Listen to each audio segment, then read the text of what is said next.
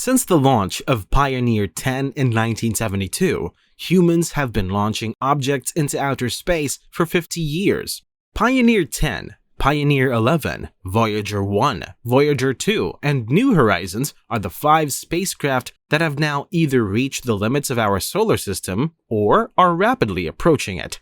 The majority of these probes have confounded expectations and are continuing to function well after the completion of their initial mission objectives. These spacecraft were initially intended to examine our neighboring planets, but they are now blazing a trail beyond the solar system, giving astronomers novel vantage points in space. In 2023, they will be very active.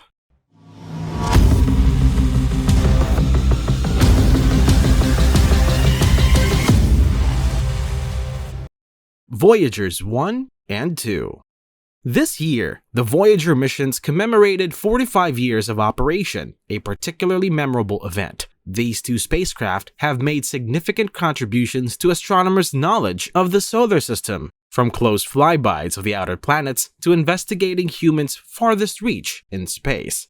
Their current main task is to determine where the impact of the Sun ends and that of other stars begin. Voyager 1 and Voyager 2 both passed through the heliopause, or the point where the Sun's particle flux no longer has a significant influence, in 2012 and 2018 respectively.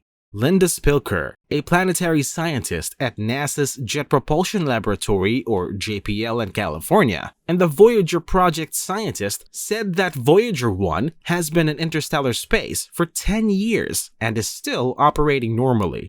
This year's mission encountered a significant setback when the spacecraft started transmitting its location data incoherently. The spaceship was using a subpar piece of computer technology when it shouldn't have been, as determined by engineers who then fixed the problem and resumed operations.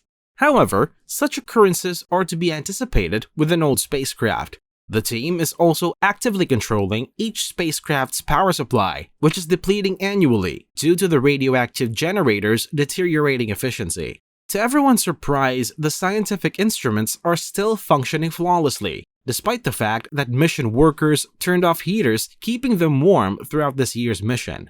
The spacecraft's other equipment are still gathering data on the plasma and magnetic fields from the Sun at a tremendous distance from the star itself, even if the cameras may have been shut off decades ago.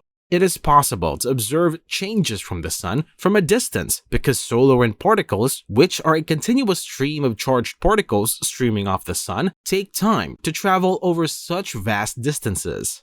There have also been several surprises discovered at the solar system's outskirts. As you approach further from the solar system's core, it would make sense that solar plasma would grow sparser and more dispersed. Nevertheless, the Voyagers have actually discovered considerably denser plasma after crossing the heliopause.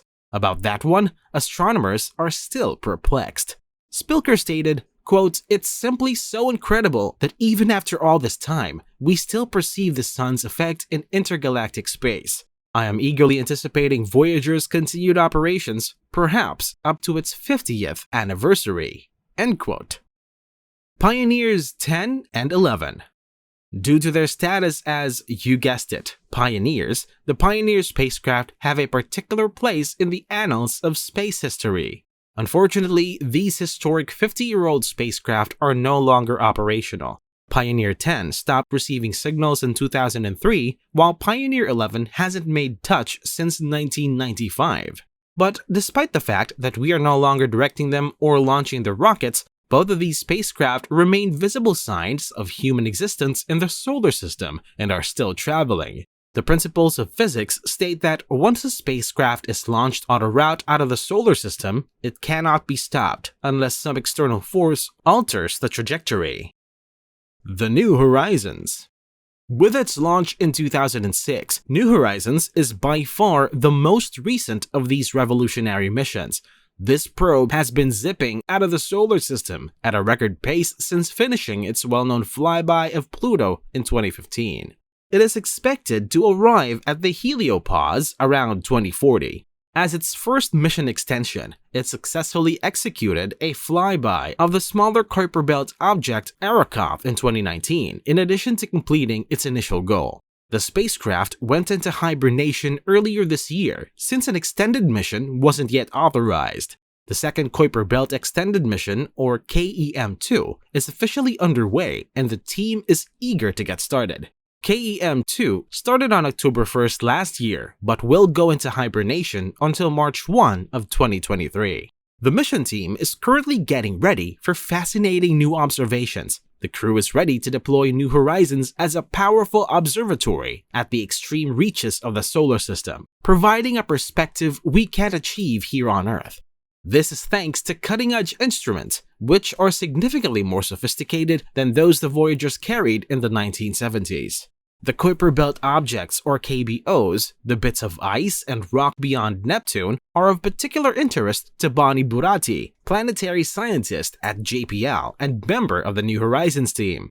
According to her, the distinctive location of New Horizons in the outer solar system offers fresh perspectives on these KBOs.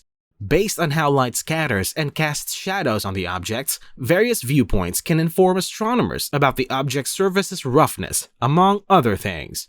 Leslie Young, a member of the team from Southwest Research Institute in Colorado, wants to utilize the spacecraft to take a fresh look at two ice giant planets that are located much closer to Earth, Uranus and Neptune. Since we cannot see Uranus and Neptune from that angle from Earth, New Horizons' unique vantage point gives scientists information about how light scatters across the atmospheres of the planets. As NASA starts the plan for a new mission to visit Uranus, planetary scientists are hungry for more information about these planets. The Kuiper Cliff, where researchers now believe there are far fewer massive KBOs, will have passed by the time the spacecraft awakens from hibernation. Brian Holler, an astronomer at Baltimore's Space Telescope Science Institute, said that when he and his colleagues observe other star systems, they, quote, find debris belts stretching to considerably bigger distances from their host stars. Would ET notice the same thing if they were to examine our solar system? End quote. Even beyond the initial purview of planetary research covered by New Horizons, this subsequent extended mission will explore. Now, in addition to the Voyagers, the spacecraft will deliver measurements of the cosmic rays and background light in space that are better than ever, track the distribution of dust throughout our solar system, and gather essential data on the sun's influence. Astronomers can map out abnormalities in the solar system's structure, thanks to the three operational far-out spacecraft's independent courses of travel.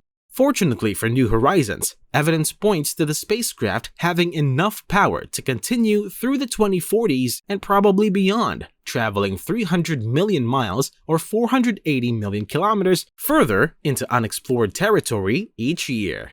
Thank you so much for watching the video. Don't miss out on our latest uploads. If you wish to stay up to date with the latest space updates and discoveries, hit the subscribe button, like the video, and turn on all notifications to see more of our latest videos in the future.